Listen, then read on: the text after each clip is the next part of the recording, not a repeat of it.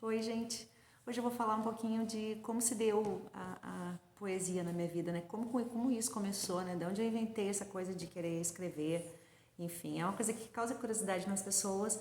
Toda vez que eu sou convidada para ir a escolas, enfim, dar palestras, ou então saraus, e se oportuniza isso, eu falo sobre isso, né?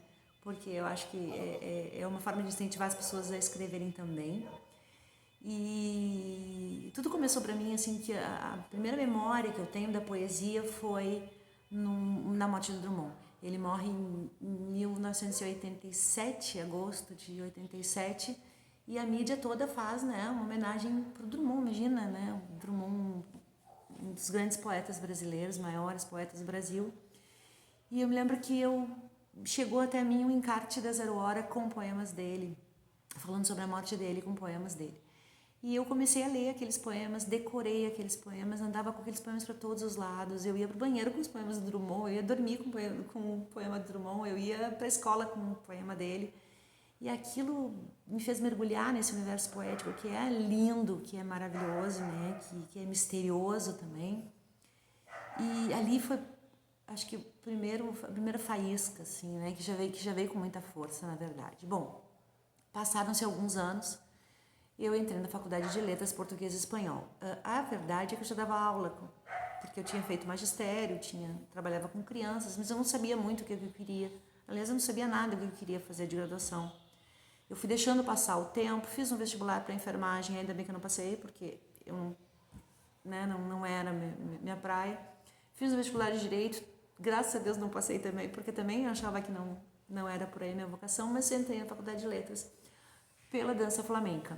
Eu vou confessar uma coisa para vocês que algumas pessoas sabem, e os meus alunos morrem de rir quando eu conto, mas eu entrei na aula de espanhol e me apaixonei pelo professor que dava flamenco para nós.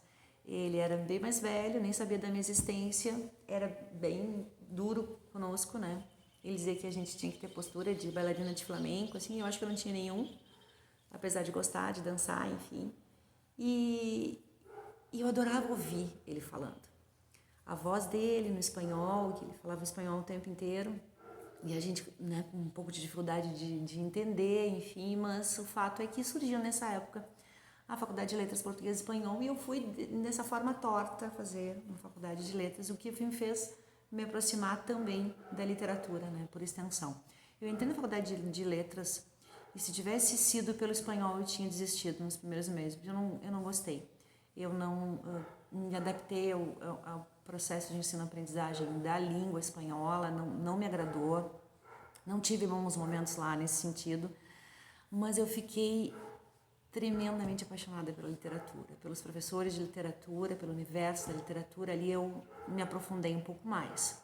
Depois de alguns anos eu fui fazer mestrado em História da Literatura também, aí já mergulhei mais a fundo ainda. E teve uma época que eu morava, em 2010, eu morava na cidade, tinha a Olivia pequenininha, minha filha pequena, uns 2 aninhos mais ou menos, e nem isso. E havia perto da minha casa uma casinha pequena em que morava um menino. Era um menino que tinha necessidades especiais, um menino, né, um menino especial. Eu não sei que síndrome ele tinha, o que era o problema dele, mas era um menino que toda vez que eu ia para casa eu o via caminhar na frente da casa dele. Então eu chegava e ele estava sempre ali até de um lado para o outro, né? E ele sempre me chamava atenção. E eu vi um dia exatamente que estava um frio muito forte, devia ser invernão assim, e ele andava só de camiseta ali na frente da casa. Eu fiquei tremendamente tocada com aquilo. Eu acho que um pouco de mãe que eu já era, né? Eu tinha vontade que eu tinha de sair de casa e ir lá bater, ó, como é que ele fica assim, né? Com esse frio, enfim. E eu não consegui dormir aquela noite. Eu acho que eu dormi um pouquinho e no meio da madrugada eu acordei e começaram a me vir versos. Eu tive um poema pronto para essa situação. E eu, ao mesmo tempo em que brigava com esses poemas, porque eu não estava entendendo o que estava acontecendo, né? Eu discutia comigo, mas o que eu vou escrever? Por que eu vou escrever? Quem vai querer ler isso depois, né? Não tem sentido. E aí eu tinha uma preguiça, uma sonolência de levantar, pegar um caderno, uma caneta, enfim. No outro dia de manhã eu estava tremendamente frustrada.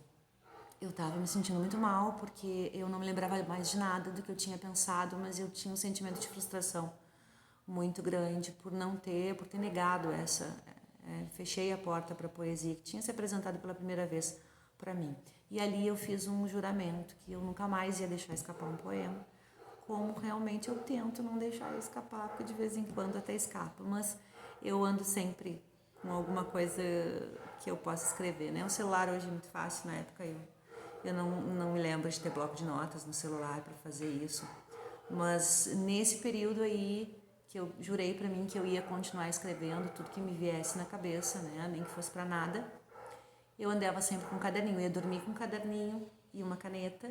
Eu dirigia no banco do lado do carona, eu botava um caderno e uma caneta, para ver a responsabilidade da criatura.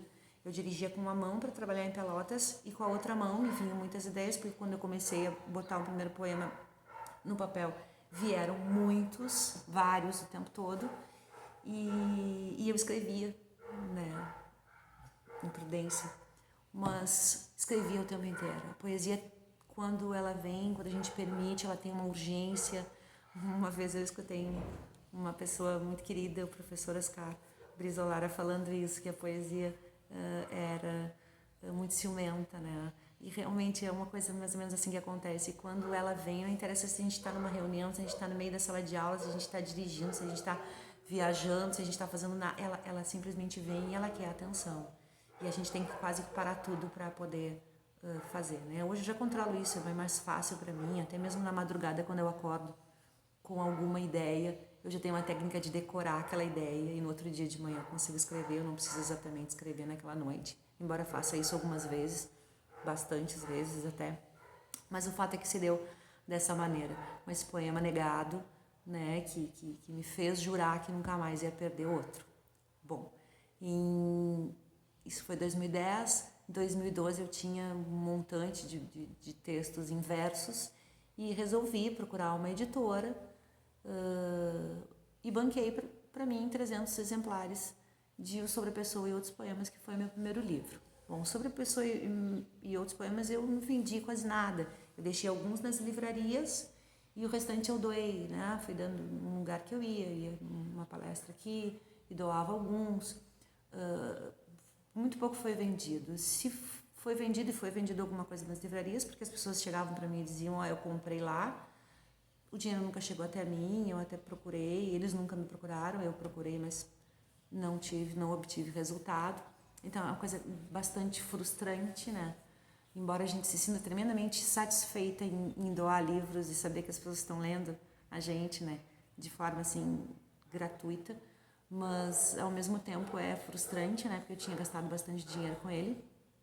Mas foi, e eu continuei escrevendo sempre muito, porque daí eu nunca mais parei. Mas ao mesmo tempo eu já não tinha mais a vontade de fazer um segundo livro, né? Nem sei se eu tinha grana também para fazer. Mas o fato é que um dia eu recebi uma mensagem em inbox de uma pessoa super ligada à literatura e uma pessoa pela qual eu tenho um respeito danado, uma admiração danada. E aí veio aquela mensagenzinha, pulou ali e eu li, e essa pessoa dizia para mim, olha, eu fui na livraria tal, comprei um livro, não sabia que tu escrevias. E vou te confessar, assim, que eu não sou de elogiar ninguém, de estar babando ovo ninguém, mas foi muito bom o teu primeiro livro, continue escrevendo. Quando eu li aquilo, eu ganhei aquele dia e eu acho que era o que faltava para eu bancar o segundo, né? Eu disse, não, eu quero fazer outro livro, aquilo me deu empolgação. E aí eu fui lá e fiz o Lave a Boca para falar de poesia. Lava a Boca para falar de poesia ainda mantém esse formato de versos. Hoje eu já mudei um pouquinho. O terceiro livro já é um livro que tem bastante prosa poética, enfim, mas a escrita é no formato de prosa também, né? Tem uma misturinha ali. Eu já falei isso no outro vídeo. E hoje eu vim ler para vocês o texto Gênese, que na verdade é um texto que fala desse texto que eu neguei lá no início. Porque esses dias eu conversando com uma pessoa próxima e eu sempre me queixo de não ter escrito aquele poema, né? Que poema pra gente perdido é uma coisa que a gente se sente muito estranha, assim. Aquele texto eu nunca mais vou recuperar, porque é como um trem, assim, eu passei como um trem e ele ficou naquela estação lá e eu me perdi, eu não vou voltar para lá. Mas eu consegui escrever um outro texto, né, que fala um pouco desse sentimento que eu tive aquela noite e que aquele dia eu não quis aceitar. Então, Gênesis diz assim: ali foi o começo de tudo que não me deixou nunca mais. Por isso é que às vezes volto ao início. Tão grande na sua forma e tão frágil no seu mundo, um quase invisível, não fosse os grunhidos que emitia num quase lamento, na frente da casa, na rua gelada. E mãe de menino assim, nem é mãe, anjo é o que é.